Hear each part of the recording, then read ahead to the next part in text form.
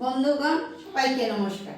আজকে রান্না করব কচি মুরগি, একদম ছোট মুরগি আমার নাতির জন্য। সে কচি মুরগি খাইতে খুব পছন্দ করে এবং ভর্তা খাইতে পারে না, শক্ত বিদায়। সঙ্গে থাকবে কিছু আলুর টুকরা। এখন আমি রান্না শুরু করি, আপনারা দেখেন। চুলাটা অন করি, ফ্রাই প্যানটা আমি চুলোর উপরে দিই।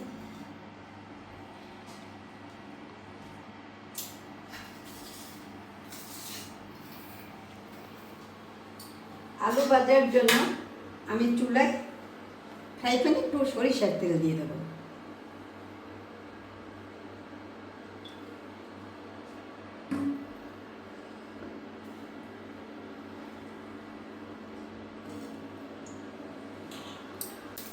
তেলটা গরম হয়ে গেছে, আমি আলু টুকরাগুলো দিয়ে দেবো।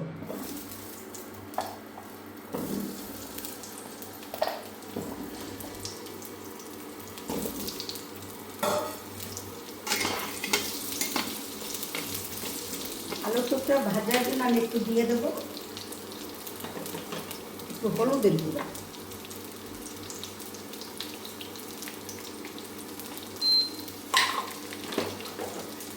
দিয়ে দেবো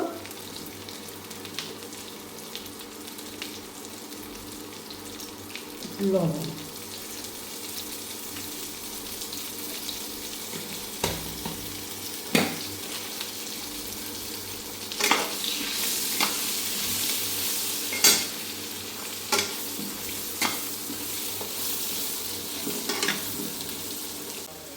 আলুগুলি ভাজা হয়ে গেছে, এখন আমি আলুগুলি তুলে নেব।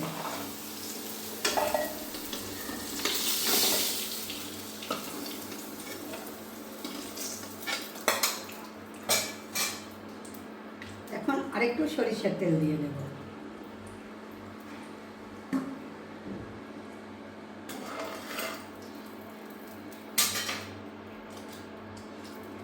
দেব একটা তেজপাতা,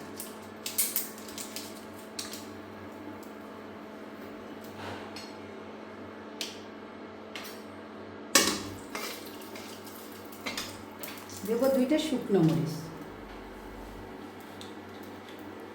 দেব 4 টুকরা দারচিনি, দেব 3টা এলাচ,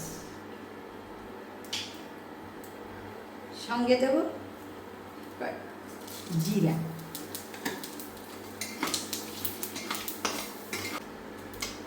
মশলাগুলো এইগুলো জিরাগুলো সব কিছু ভাজা হয়ে গেছে, এখন দিয়ে দেব পেঁয়াজ কুচি।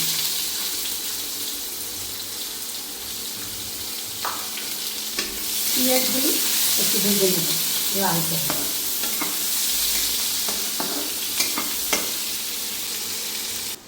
এখন দিয়ে দেব আদা বাটা,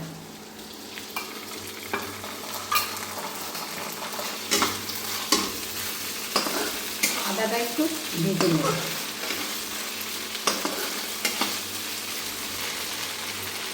এখন দেব রসুন বাটা,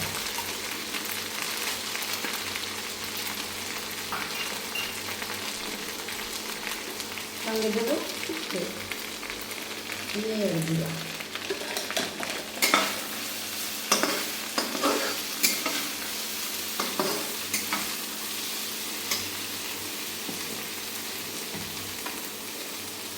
দেবো লবণ,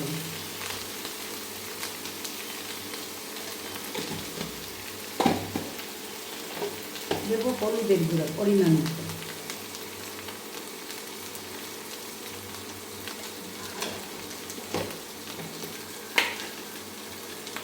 দেবো মরিচের গুঁড়া পরিমাণ মতো,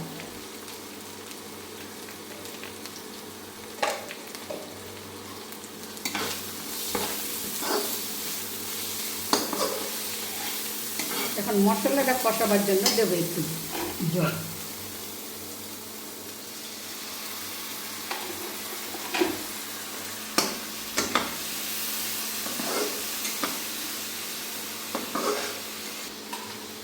আমি একটু জিরা বাটাও দিয়ে দিলাম।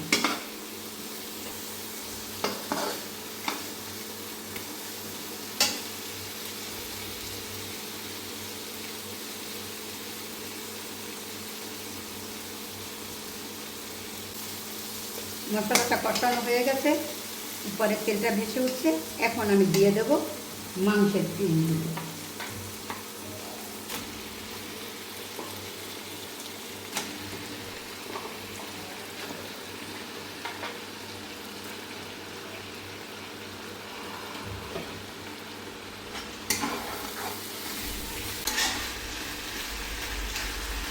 এখন দেবো একটু ভেজে।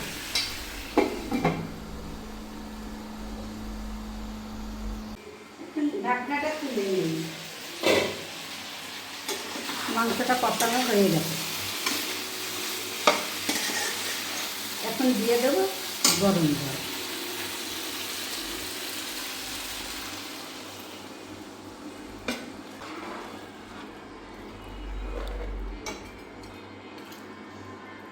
আলুগুলিও এখন দিয়ে দেবো, তার কারণ হচ্ছে কচি মুরগি, আলু একটু আগে ভাগে না দিলে সিদ্ধ হইতে চাবে না। এই আলুগুলিও আমি দিয়ে দিলাম।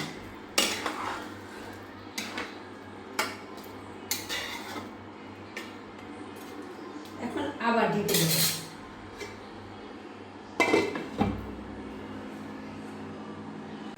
ঢাকনাটা এখন তুলে নিই।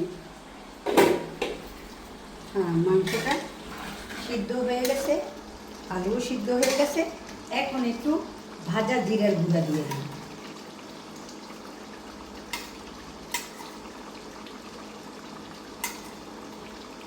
দিয়ে দেবো একটা কাঁচামরিচ।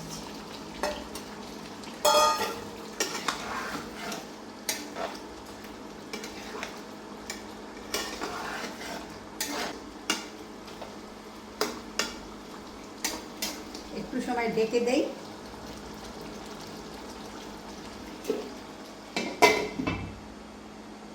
ঢাকনাটা তুলে দেখি,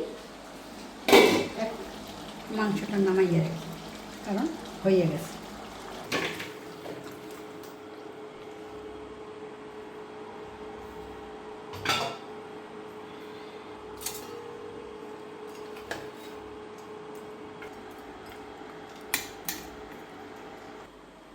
দেখেন মাংসটা কেমন রান্না হয়েছে। মাংস, আলু, রসা সবাই একাতে একাকার। এখন আপনাদের যদি আমার এই রান্নাটা ভালো লেগে থাকে তবে লাইক দেবেন, সাবস্ক্রাইব করবেন, কমেন্ট করবেন এবং সর্বক্ষণ আমাদের পাশে থাকবেন। সবাইকে আবার ধন্যবাদ।